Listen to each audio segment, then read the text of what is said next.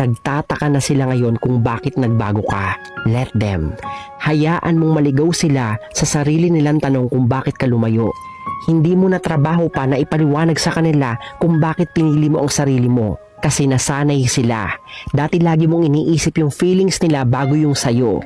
Lagi kang nagbibigay at laging nag-a-adjust para sa kanila. Pero that kind of game is over. Kaya nung napagod ka at pinili mong umalis, bigla silang nagduda at nagtaka. At normal yon, kasi hindi nila inaasahan na kaya mong tumayo para sa sarili mo. Kaya nga may isang quote, sabi doon, growth will confuse those who were uncomfortable with your silence. At yun ang nararanasan nila ngayon. Nalilito sila kasi hindi na ikaw yung dating ikaw. Yung dating ikaw na sunod-sunuran lang sa gusto nila. This time, tuloy ka lang sa paglalakad. Hindi mo na kailangan lumingon at balikan yung iniwan mong gulo. Let the dogs bark at your back. Kasi ang taong walang ambag sa growth mo, hindi deserve ang presensya mo. From now on, hindi mo na sila obligation. Ang obligasyon mo lang ay alagaan mo ang sarili mong peace, sarili mong progress, at sarili mong worth. Always remember this.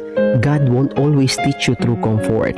And sometimes, the pain is not punishment. It's redirection. Kung nasa ang part ka man ng healing journey mo ngayon, I hope